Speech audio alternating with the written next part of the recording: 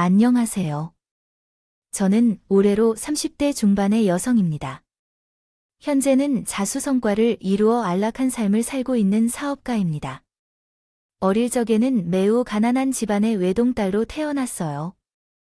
가난한 힘겹던 시절을 견디면서도 지방 곳곳에서 차곡차곡 기억이 쌓였습니다. 다행히도 부모님은 가난한 상황 속에서도 교육에는 아끼지 않으셨습니다. 부모님을 위해라도 가난을 이겨내겠다는 다짐으로 열심히 공부해왔죠. 대학을 졸업하고 나서도 곧바로 사업을 시작했습니다. 그야말로 무일푼 사업 자금이라고는 은행 대출이 전부였어요. 믿을 만한 것이라고는 건강한 몸과 노력뿐이었습니다. 이전에는 거의 모든 시간을 사무실에서 보내며 가난을 극복하기 위해 최선을 다해 점점 자수성과를 이뤘어요. 번창하게 시작한 사업 덕분에 사업 자금이 어떤 은행 대출보다 나은 게 없었던 것이었죠. 그 전에는 하루하루 불어나는 통장 잔고가 무서운 기세로 놀란 적도 있었습니다. 저희 가족에게는 2번 다시 가난의 서러움을 느끼지 않도록 약속했죠. 그래서 저 스스로는 검소한 삶을 살며 친정 부모님에게는 후회 없이 큰 도움이 되도록 노력했습니다. 주변 사람들의 평가는 저를 향해 받은 것과 같이 극진했어요. 자식 농사 하나가 잘 지었다는 칭찬을 받았다. 일색이었어요. 저도 친정이나 부모님 모두가 주는 푸드에 탑승하여 행복한 날들을 보내게 되었죠. 하지만 마냥 행복하기만 할 것 같던 날들의 먹구름이 드리워졌던 것은 제 자와 남편이 결혼 준비를 시작하면서부터였어요. 예비 남편은 과거의 제 친정과 마찬가지로 가난한 집안의 아들이었죠. 하지만 저는 자수성과를 이룩한 성공한 사업가였고, 가난한 예비 시댁과 친정 사이의 격차 때문에 연애가 어려웠어요. 그때나 지금이나 남편과는 아무런 문제가 없어요. 남편은 이런 사람이기 때문에요. 주변 사람들도 그렇게 얘기했어요. 여자들은 결혼에 대한 소망이 각자 다르지요. 하나씩 소망이 이루어지지 않는 결혼식은 후회로 남을 수도 있는 것 같아요. 갑자기 무슨 얘기를 하는 거니? 혹시 자기도 그런 소망이 있는지 궁금해져서, 만약 있다면 내가 다 들어주고 싶어서. 소망이 뭐야? 솔직하게 말해줘.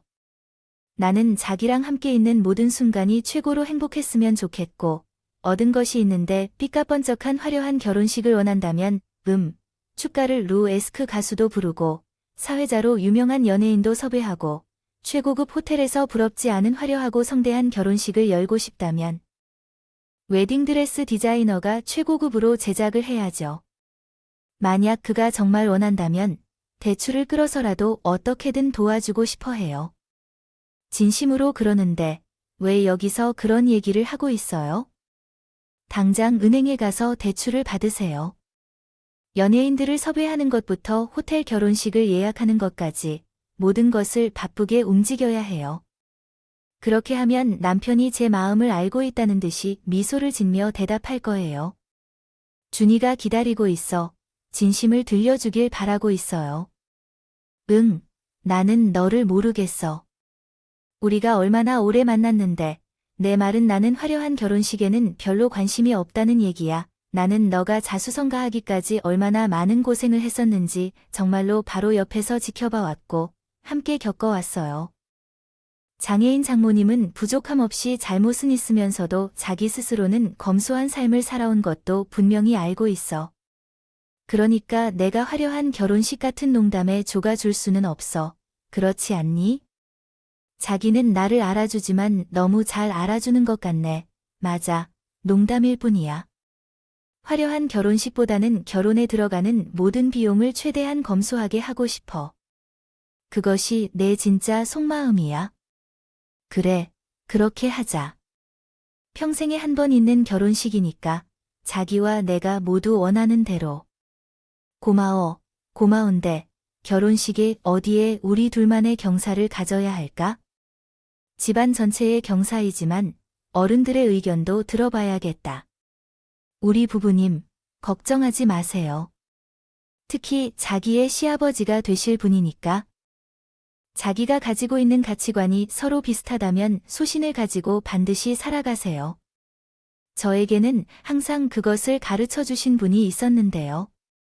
역시나 처음 시댁에 인사해 가던 날, 처음 마주한 시아버지는 남편이 말했던 것처럼 멋진 분이었습니다. 10년 가까운 함께 일 곳은 나날인데 항상 검소하고 차분했던 남편의 모습이 시아버지를 닮아 있음을 알았죠. 그 생각이 들었습니다. 시아버지는 또한 남편처럼 제게 결혼에 대해 물어봐 주시다가 검소한 결혼식을 원한다는 제 소원에 즉각 동의해 주셨어요. 우리의 가치관이 어느 정도 일치한다는 것을 깨달아 크게 반겨주셨거든요. 함께하고 있는 이 남편과 시아버지는 저와 가치관이 비슷합니다. 한마음 한뜻으로 검소한 결혼식을 추진했습니다. 한편으로는 비록 검소한 결혼식이라도 시댁 어른들께선 부족함 없도록 최선을 다하겠다고 남편과 시아버지에게 약속했습니다. 그렇게 한동안 순조롭고 행복한 결혼 준비가 이어졌어요. 하지만 두 사람만큼은 검소한 결혼식이 무언가 석연치 않은 느낌을 주었어요. 시모와 남편의 여동생인 손아래 시누이였는데 갑작스레 결혼식 준비를 돕겠다며 사고건건 따라 나서기 시작한 시모와 시누이는 매사에 불만스러운 태도를 고스란히 드러내더라고요. 예식장이 너무 작고 초라하다는 것을 눈치챌 수 있었습니다. 아니냐는 동물 웨딩드레스는 디자이너에게 주문 제작해야 하는 거 아니냐고 생각했어요. 그래서 불만도 참 많았죠. 그때까지는 시누이의 사생활을 잘 몰랐었지만 최선을 다해 부드럽고 차분하게 엄마를 설득하려고 노력했어요. 어머니 마음을 이해해요. 하지만 저도 그렇고 남편과 아버님도 그렇다고 생각하네요. 검증된 결혼식을 하고 싶어요. 지금은 재물이 많아서 여유롭게 살 수는 있지만 사업은 언제 어렵다고 변할지 모르잖아요. 그 상황에 대비해서 여유로울 때 절약해야 해요. 하지만 결혼식은 특별해야 할 것 같아요. 다른 사람들과 함께 나눌 수 있는 소중한 순간이어야 해요. 남편의 아버지까지 퉁퉁 튀는 것이 없었다지만 현재 당신이 그러는 것을 시댁이 없이 산다고 무시하는 거로만 보이는구나. 전혀 아니에요. 요즘 결혼식 장식 체면 관리라고 생각하는 만큼 허름한 결혼식장이 없어요. 저희가 예약한 결혼식장이 넘치지는 않아도 축복받게 부족한 얘길 장담해도 되죠. 시댁 손님이 얼마나 올 건지 알고 결혼식 당일에 자리 부족하면 어떻게 할 건지 등 손님들 서류 구경하게 만들게야. 어머니가 원하는 호텔 결혼 장소와 우리가 예약한 예식장은 수준이 비슷해요. 호텔에서 결혼한다고 해도 손님을 더 많이 받을 수 있는 건 아니에요. 그래, 예식장은 그렇게 넘어가는 거로 하죠. 하지만 아무리 검소한 모든 것을 어떻게 해도 웨딩드레스는 디자이너에게 주문하여 제작해서 입어야 하는 거 아니에요. 제 신분이나 제 만족이 최우선이고 제 취향이 가장 중요하다는 거죠. 저는 현재 이 드레스에 충분히 감사하고 만족하고 있어요. 그러니까 마음을 푸세요, 엄마. 제가 애교를 부려서 마음을 풀려는 것이 아니라면 시몬에게 마음을 굽히지 않는 사람에 대해 한마디 꼬아붙이기까지 하지 않았어요. 시부모가 될 사람의 체면에는 생각도 않겠어요. 이후 루드한 결혼식을 마음에 들지 않게 여기는 시모와 시누이의 태도는 변하지 않았어요. 남편 검사에 대한 명중이 있어도 격식에 부족함이 없이 챙기는 결혼식이라며 며칠간 설득을 계속하기로 했어요. 실무와 시누이는 귓등으로 듣지 않았죠. 보다 못한 시아버지가 나서서 한마디 걸고 나서야 시모와 시누이의 불만이 사그라드는 것 같았어요. 돈 많은 처자를 며느리로 들인다고 해서 며느리 덕분에 팔자 고친다거나 하다못해 결혼식 핑결코 물이나 얻어먹을 욕심 같은 건 부리지 맙시다. 며느리도 자식이고시 부모도 부모라잖아. 내 딸 자식 결혼시킨다 생각하고 헛된 욕심보다는 축하와 믿음을 보내줘. 그게 진정 축복받는 결혼식을 치르는 방법이야. 그러는 사이에 결혼식 예정일에 붙잡고 앞으로 다가왔고 저는 남편의 동의를 받아 재산의 일부를 친정 부모님에게 나누어 드리기로 했어요. 시집에 갔을 때 친정 부모님을 제대로 모실 수 없었던 이유는 물론 시집 생활에 바쳐서 친정 부모님을 제대로 챙기지 못할까 봐 걱정했던 것은 결코 아니었습니다. 친정과 신혼집 사이의 거리로 인해 오는 걱정이 있었고, 내 가족에게는 가난을 겪지 않도록 다짐했던 것뿐이었습니다. 친정에게 재산을 나눠주기로 한 결심은 친정에게 최선을 다하고 시댁을 대우하는 것뿐입니다. 친정 부모님에게 재산 일부를 나누어 주던 나는 남편에게 분명히 약속했습니다. 그 약속은 진심으로 모시는 친정 부모님을 같이 모시겠다는 것입니다. 치대 어려운 일이 생기면 언제든 편하게 얘기해도 좋다고 도와줄 의사를 전합니다. 그에 대해 남편은 고마워하며 저를 꼭 안아주었습니다. 그렇지만 제가 친정 부모님에게 재산을 나눠주었다는 소식을 들은 두 분은 정말로 좌절한 모습이었습니다. 당연히 속담에 말하는 대로 친척이 땅을 사면 배가 아프다고 하는데 시모와 시누이가 그런 상황이었습니다. 며느리가 벌써부터 친정과만 다투고 있다는 오해와 질투 그리고 탐욕에 사로잡혔습니다. 그 탐욕은 아버지가 걱정했던 대로 그대로 나타났습니다. 저는 성공한 사업가로서 시부모의 딸로서런가요? 바꿔주는 대신 그들에게 주는 대가를 받아들일 공은 탐욕이에 얻게 됩니다. 그들에게 큰 선물이라도 주어야 하지 않겠느냐는 것이 60가지 말이에요. 그게 돈이든 명품 같은 선물이든 말이죠. 시모와 시누의 속마음을 나는 어떻게 이렇게 분명하게 알고 있는지 묻는다면 이유는 간단합니다. 시모와 시누이가 그들의 속셈을 솔직하게 드러냈기 때문이었어요. 저녁 식사를 함께 하자며 시댁에 부르러 와서 저를 앉힌 후 매우 솔직하게 이렇게 말했어요. 네, 앞으로 일어서. 신호 하나 앞으로 1억을 함께 이어기면 최소한 남부러울 일 없이 찬치레는 할 수 있겠지. 지금 그 말은 무슨 뜻이신가요? 무슨 얘긴지 알겠어요. 넌 그러면 쉬울 거야. 예단이야. 아무것도 안 할 생각이야. 그 언니가 그와 관련된 것 아니에요. 예를 들어 시어머니와 시아버지의 체면을 지키기 위해 일은 하지 않도록 남편과 상의를 거쳐 준비하고 있었어요. 힘들게 할 것 없다고 정말 구월이 많이 있었고 마음에 들 때 시댁에서 먼저 결정해서 너의 입장에서도 여러 가지를 걱정할 필요가 없어졌어요. 얘기하자면 내 앞으로 1억이 앞으로 올 것을 합치면 2억이 되어요.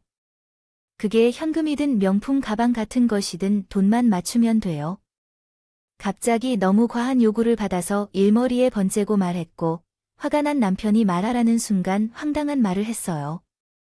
부담스러운 생각하지 말라고 너희가 결혼식이 간소화되길 바라는 대답을 받았어요. 원래는 사업 정도 받아야겠다 싶었는데 생각을 바늘로 딱 꼬아서 정화한 액수가 이렇게나 될 줄은 상상도 못했어요.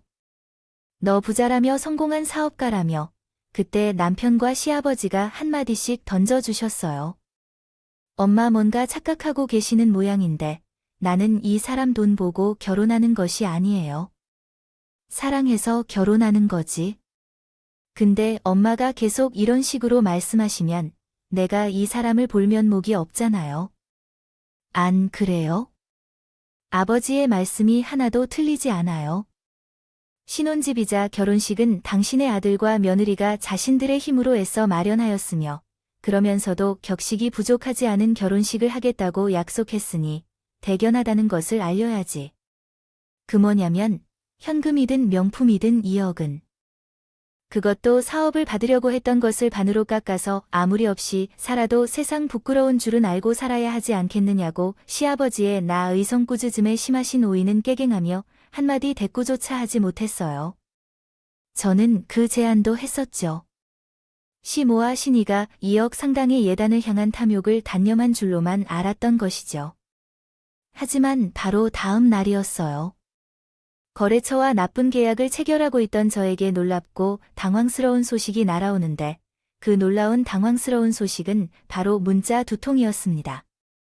어느 명품 매장에서 이용이 결제되었다는 신용카드 결제 문자였죠.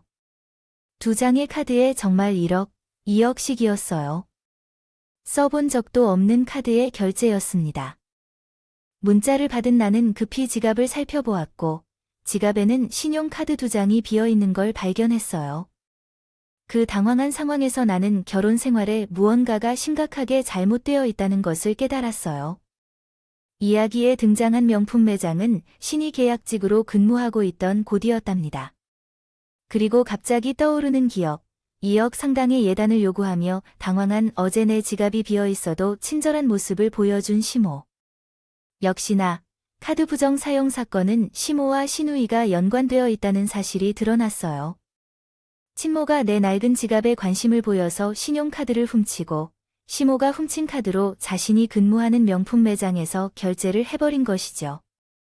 2억 원 가치의 명품 가방을 구매했던 일이었습니다. 이 사실을 알게 된 아버지는 저와 어머니를 즉시 교도소에 가둬버리겠다며 분노를 터뜨렸고 남편은 미안하다는 한마디도 제대로 하지 못하고 제 앞에서 고개를 숙였습니다.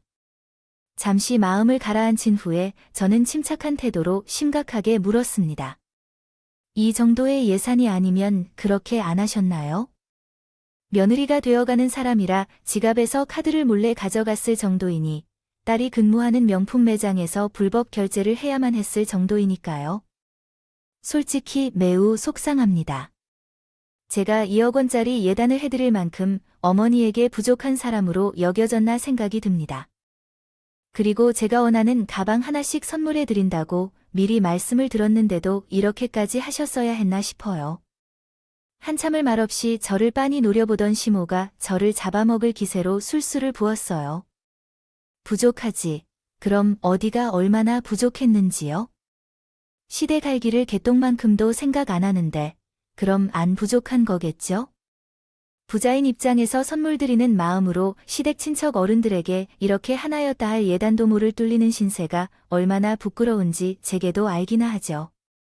진심이세요. 그 사탕연이 진심이면 우리 카드를 새 명품 가방으로 예단 삼아가지고 선물하면서 스택을 하려고 친척 어른들에게 제대로 된 인사를 하도록 하려고 했어요. 네, 알겠습니다. 제가 알겠습니다라는 대답을 드리자 산모의 얼굴에 당황한 표정이 흘러갔어요. 지금 돌이켜보면 대충 말했지만 쉽게 받아들여지는 것 같은 생각이 드는 당황한 표정이었죠. 하지만 그때에는 그 산모의 의도를 전혀 모르고 있었어요. 그래서 카드를 훔치고 결제를 한 심술쟁이 시누이들에 대해 그냥 끝내려고 했어요. 그들의 의도를 몰랐다고 해도 이것이 너무 갑작스러운 용서였던 게 아니었나요? 당연히 제 입장에도 제 생각이 있었거든요. 그동안 많이 서운하셨던 것 같아요. 왜 그러는지 화내고 소리치는 게 맞았을까요? 정말 죄송해요. 어떻게 화를 내고 소리를 질러야 할지 알겠다면요. 이 상황에서 내 잘못이 얼마나 큰지 깨닫게 됐어요. 친정 부모님에게 제 전 재산을 나눠주기로 한 것이 얼마나 못난 모습이었을까요? 저도 알아요. 그래도 시댁을 둘러보면서 도움이 필요할 때 우리가 여전히 지원해주겠다는 약속을 남편한테 해놨거든요. 그래, 맞아. 그럴 수도 있어. 다시 한번 죄송해요. 내가 결혼식을 간소하게 해야 하는 이유와 주변 사람들을 신경 쓰지 못한 내 잘못이 크다는 것을 알아요. 결혼은 저와 남편만의 결사가 아닌 양가 어른들 전체의 결사인데 이 점을 살피지 못했으니까요. 죄송합니다. 잘못을 했으면 그에 상응하는 대가를 치르던가 말로만 사과하는 법이 세상 어디에 따뜻한 순간을 느낄 수 있겠습니까? 남편과 시아버지의 노려봄에 치부에 쏟아지기도 하니라고요. 오늘의 2억 부당 결제건은 없었던 일로 여겨주시기 바랍니다. 제가 원해서 결정한 것입니다. 가방 몇 개를 친척 어른들께 선물하면서 인사를 잘 해주세요. 그리고 제가 시간을 내어 시누이가 근무하는 명품 매장에 한번 같이 가요. 제가 제일 좋아하는 명품 가방을 어머님과 시어머니께 선물할 거예요. 반드시 그래야 하니까. 이제 하며느리를 배려하기 위해선 받는 기분이 조금 복잡할지도 모르겠네요. 그렇게 나는 심영의를 용서했고 한술 더 뜨겁게 마음을 다잡아 그들에게 각각 최고의 명품 가방을 선물했어요. 이것도 또한 제 나름대로의 생각이 있기 때문이었습니다. 시댁 친척 어른들에게 좋은 선물로 인사를 드리는 것은 남편과 시아버지의 체면을 살리는 길이라는 생각이 들었기 때문에요. 게다가 치모와 시노이는 제게 가장 가까운 친척인데 제가 그동안 너무 소홀했던 탓에 그 사이에 도둑 맞았다는 참사까지 벌어진 것이기에 그랬어요. 하지만 사람의 욕심은 정말 끝도 없다는 걸 깨달았어요. 시와 시누이들에게 가장 좋고 비싼 명품 가방을 선물한 뒤로 며칠이 지난 어느 날, 시머로부터 새며느리가 인사차 명품 가방을 예단으로 선물 받았다는 사실을 들었습니다. 치모 씨가 제게 만나자고 하셨는데, 그리고는 저를 꾸짖는 게 아닐 거예요. 자네는 성공한 사업가로서 돈도 많이 벌어놓고 부끄럽지만 그런 사실입니다. 부모님 덕분에 열심히 정직하게 살아온 것이며, 걱정 마십시오. 경제력의 차이를 이용해 몹쓸 며느리로서 행동할 생각은 전혀 없을 거예요. 몹쓸 며느리 행동을 전혀 생각하지 않는 사람이 이미 시작부터 이딴 짓이나 행동으로 우리 집안을 가난한 시댁으로만 생각했는지 마는데 아주 놀라워서 말이 안 나오네요. 혹시 결혼 선물이 너무 과해서 부담스럽다고 하셔도 그렇게 과해서 줄 필요가 없다면 입 다물고 넘어가거나 진지하게 요구하신 분을 생각해 보시는 게 어떨까요? 어떤 일인지 차근차근 설명해 주시면 시댁이 가짜라면 차라리 예전을 돌릴 필요가 있다는 얘기예요. 너구리가 너한테 무엇을 원하느냐는 게 아니잖아요. 그 뒤로도 한참을 기뻐하는 시모님은 영어를 모르는 채로 그 충격만 하던 내 앞으로 시어머니는 결혼 인사 선물로 내려놓은 명품 가방을 보고 경악했어요. 분명히 학원에서 명품 결제 문자를 받았는데 친척 어른들께 제대로 인사를 하기 위해 명품 가방을 결제했다고 했는데 우리는 앞에 놓인 그 가방이 명품이 아니라 짝퉁인 걸 확인했어요. 심지어 누가 봐도 분명히 티가 나게요. 언니, 미이 이 가방을 제가 사드린 결혼 선물이라고 하면서 구두로는 속이 들었다면요. 그러면 내가 명품 가방을 받고 딴소리 나는 것이야. 이건 내가 혼자인지 다른 어른들도 같은 선물을 받았는지 알아요? 너 진짜 몰라서 이래? 아니면 모른 척하고 있는 거야? 제가 이해하고 나치 명품 가방에 결제가 된 문자 메시지를 보여주자면 다른 분도 기겁을 했습니다.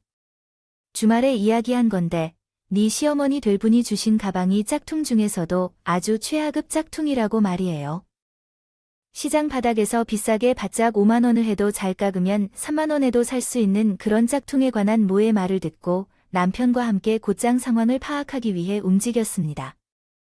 제발 아니기를 바라며 착오가 있기를 간절히 바라는 마음 하나로 하지만 모든 것이 사실임을 깨달았습니다. 시어머니로부터 받은 진짜 명품 가방과 똑같은 짝퉁 가방을 예단하며 선물 받았고 시장 바닥의 사파가 최하급 짝퉁임도 사실이었습니다. 그리고 더 놀라운 진실이 하나 더 밝혀졌습니다. 실수로 홍차를 불러낸 제 카드를 구매한 사람이 명품 가방을 포장을 뜯지 않은 채로 중고 명품 딜러에게 팔아 넘겼다는 것이었습니다. 뭐예요? 요즘 명품 가방 중에 한정판이라거나 구하기 어려운 베스트 품목들이 있는데 신제품 가격보다 중고 가격이 더 비싼 경우가 종종 있다는데요. 놀랍게도 시누이는 도시모아에서 구매했던 명품 가방들이 모두 중고 가격이 더 비싼 경우에 속해 있었던 것으로 알려져요. 그렇게 해서 시누이는 재테카드를 홍차 장만한 명품 가방들을 더 비싼 가격에 팔아넘겼고 그 결과로는 원금보다 훨씬 많은 금액을 중고 명품 거래로부터 받아 챙겼던 것이었어요. 물론 이 사실을 저와 남편 그리고 시아버지에게는 숨기고 있었는데 시무시 누에 둘이서만 홀랑 엿그래 놓고는 스탈 친척 어른들께는 제가 준비한 것이 아니라고 속여서 짝쓴 적이 있었던 거죠. 여기까지 알아내었을 때 자리의 뇌리에는 물음표가 떠올랐어요. 마침 남편도 저와 같은 의문을 품었던 모양이더라고요. 근데 있잖아, 왜 굳이 명품 가방을 팔아서 현금으로 바꾸어야만 했을까? 아무리 중고 가격이 더 비싼 품목들이 어디서 따지만 왔다 갔다 번거로운 데다가 들킬 위험까지 있는데 파리짓거리를 굳이 버릴 이유가 없잖아? 나도 그게 궁금했거든. 근데 잠깐 생각해보니까 답은 너무 쉽더라고. 시댁이 좁으니까 그럴 수밖에 없었던 거겠지. 좁은 시댁 어디에도 그 많은 명품 가방을 심을 공간은 없는데 본인들이 부르 명품 가방을 예단 삼아서 친척 어른들에게 돌릴 생각이었다고 호언장담을 해봤잖아.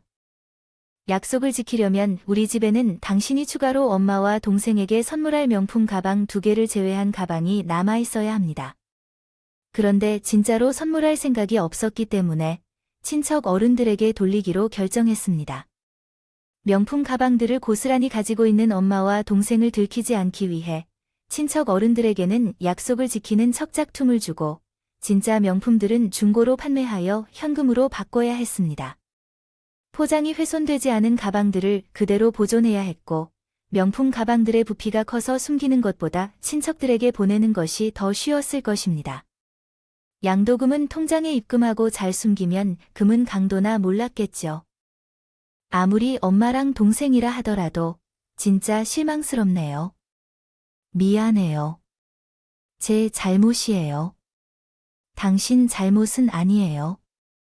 그러니 이제는 어떻게 대처할지가 중요한 거죠. 어떻게 할 생각이세요? 일단 확인부터 해보죠.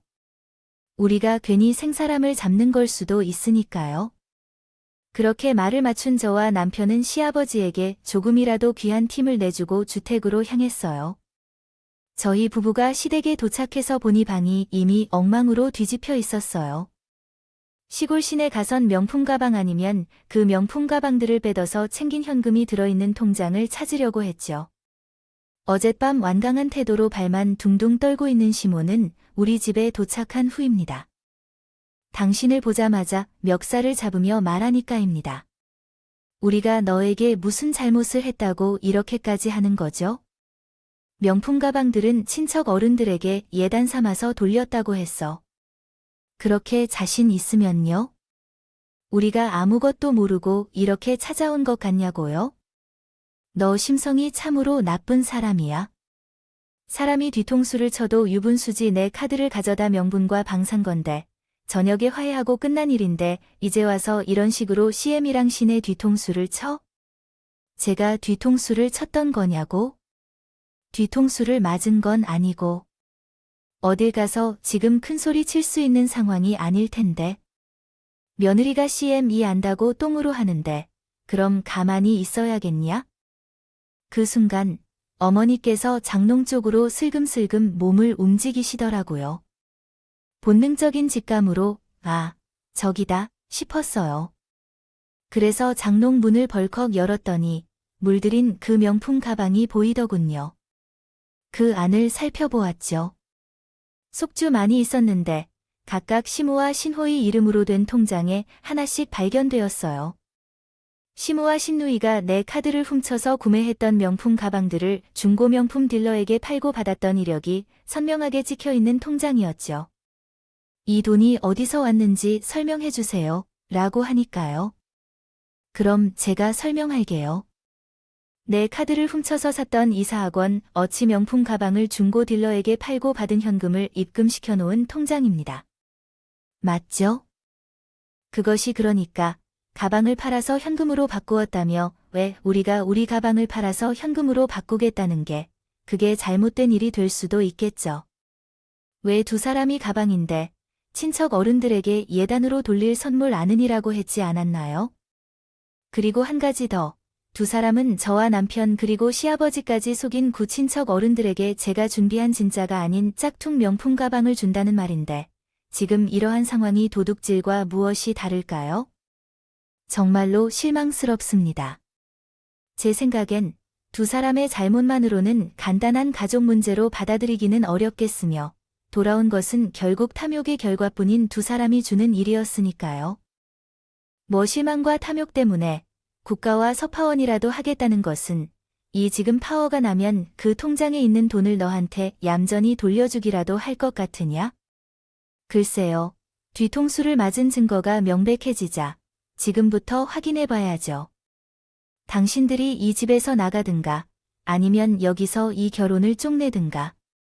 말을 마친 뒤 남편을 돌아보자. 제가 남편이 깊게 화나 있었던 것과 같은 격분을 해 있었다는 증거가 명확해졌어요. 그리고 시아버지도 만날 것을 기다렸다는데 둘에게 나의 선호통을 날렸죠. 두 모녀가 나란히 손을 붙들고 집을 나가.